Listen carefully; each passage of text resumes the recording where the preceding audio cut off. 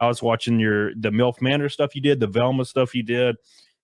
It was wild. Oh, you picked two there. I tell you, one thing that has amazed me over the last year is every show I'm like, there's no way this can get worse. This is the worst TV show I've ever made. And then Milf Manor and Velma came out. Like, we didn't even know these levels existed of like depravity.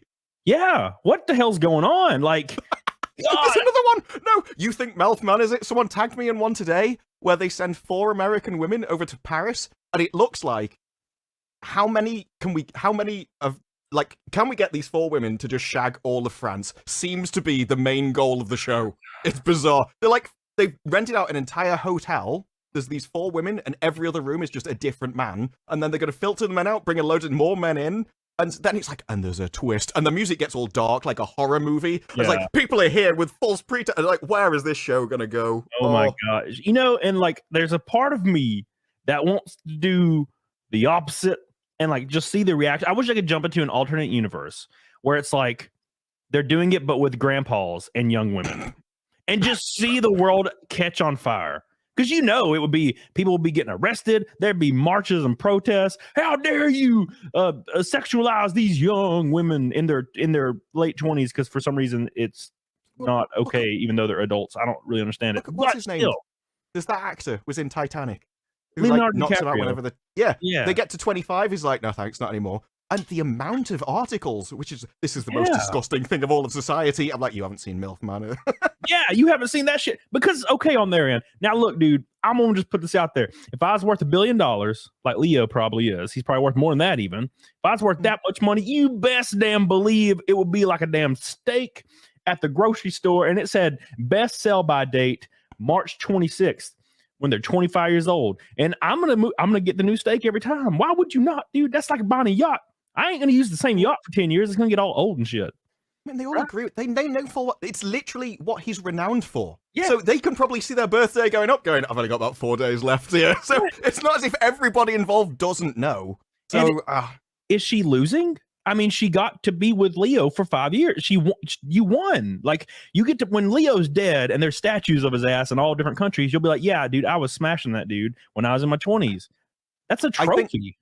I think most of this stuff, in fact, I think most of the issues are actually just driven by self-interest. So they think, we can't have these people thinking that, oh, well, you can actually date younger people because I'm 37 and I don't have a bloke yet. And so I need men that are eligible for me to date. So I can't have all these men going with 25-year-olds because I can't compete with a 25-year-old. So instead, they just use shame and guilt to try and make people think that that's to change the society. So that instead, you're forced to take them because it's the only thing you can do without like having people attack you or whatever. Yeah, dude, it's the popular conversation right now is when it's the older women on Twitter, which is the most prominent space to be angry about stuff and get it socially acceptable.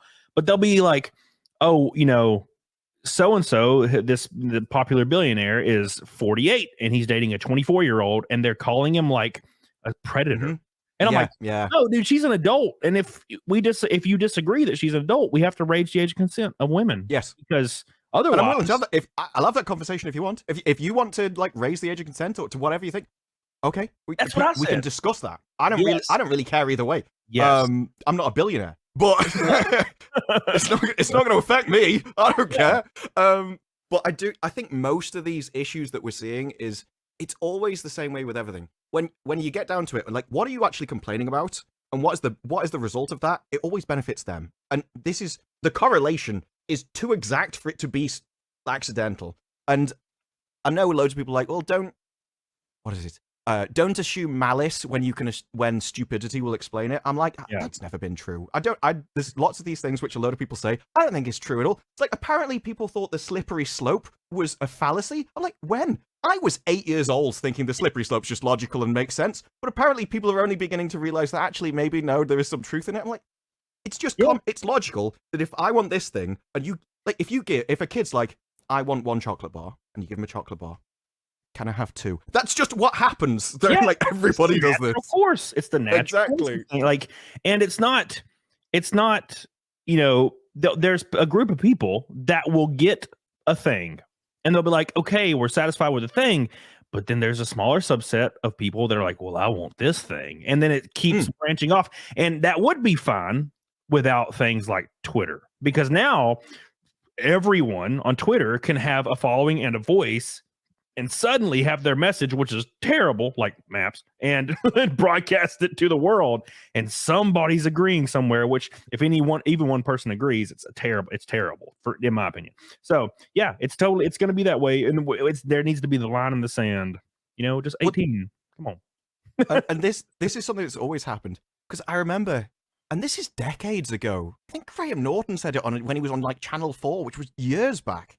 But he's like, one of the best things about the internet is that if you like something really freaky and out there, and only 3 people in the world like it, before you were just on your own. Now, there's a forum where the 3 of you get together and talk about how all this thing that you do is amazing. Like, yeah, on the one hand, that's good because you get to be around other people. But on the other, if you've got really bad ideas, maybe you should just think that nobody else in this world agrees and I should keep this to myself. Yeah. We used to have things like privacy, keeping it behind closed doors, do whatever you wanted, but over there, as long as it's legal, obviously, but now it's like, no, I have to tell the world about this thing. It doesn't matter what it is. I need to tell everybody. Everyone needs to agree. Everyone needs to like it. I'm like, do that. Dude, it reminds me of one thing. Holy Ozone says, first, you let women show their ankles. Next thing you know, on TV. Thank you, Holy Ozone. I appreciate you, Rob.